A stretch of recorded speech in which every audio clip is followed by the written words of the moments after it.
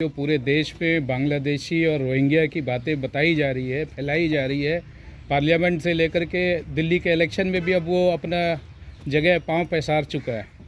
6.75 crore additional add हुए हैं voter list में। और यदि डेथ रेट और पॉपुलेशन रेट को हम एनालाइज करें तो यहाँ ऐसा दिख नहीं रहा है, जो जैसा बताया जा रहा है कि 50 लाख करोड़ों लोग, कई करोड़ लोग आ गए हैं, वो ऐसा है नहीं। तो आपका इसमें क्या मानना है? ये जो राजनीति चल रही है इसमें कितना तथ्य है? आपका क्या आकलन है? 6.75 करोड़ ऐड हुए हैं, डेथ रेट और पॉपुलेशन ग्रोथ रेट को एनालाइज करें तो it's not a big number.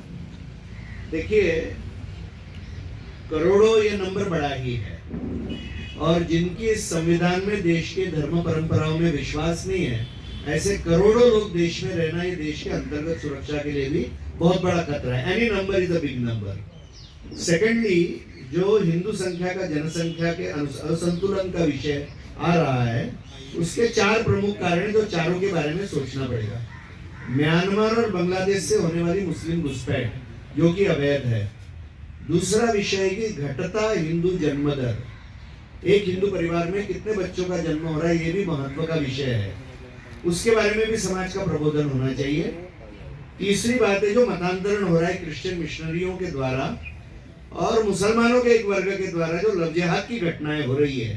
तो ये चारों कारण है कि जो हिंदू जनसंख्या के असंतुलन के लिए जो रीजंस है, और मुझे लगता है चारों कारणों का निराकरण करना पड़ेगा, तो ही हिंदू संख्या में जो असंतुलन दिखाई दे रहा है उसको हम ठीक कर सकेंगे।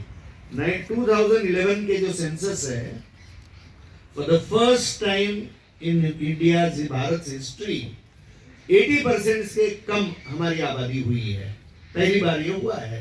ये तो वास्तव है, और ये आंकड़े अच्छे नहीं है। और जहां पर हिंदू की आबादी घट जाती है, वहां पर देश के लिए संकट खड़ा होता है। ये हमारा इतिहास है। अलगाववाद की बातें शुरू होती है, देश तोड़ने की बातें शुरू होती है, हिंसा की बातें शुरू होती है।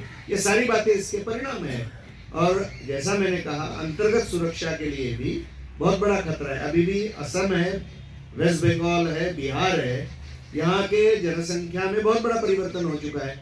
आज झारखंड के 2 जिले, साहेबगंज और पाकुड़, यह अभी ऑलमोस्ट हिंदू 50% से कम हो गया इन 2 जिलों में। आप बिहार के सीमांचल के 4 जिले लेंगे, जैसे कि अररिया है, बाद में पूर्णिया है, किशनगंज है, ऐसे सारे, कटिहार है, ये भी जिलों में यह आबादी ऐसी प्रमाण की हो गई। वैसे ही हम बंगाल के देखेंगे, असम के 8 जिले देखेंगे, तो ये सारी बातें, और आज उनके वक्तव्य आप सुनिए, they are on record, videos इसके उपलब्ध है कि वहां के मुस्लिम नेता किस तरह के भाषण कर रहे हैं पब्लिकली।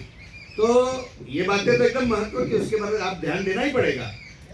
नहीं, democratic sir democratic population increase, voters population increase and religious और रिलीजन पॉपुलेशन डिस्क्रिमिनेशन और change in that, they are 2 different things, isn't it?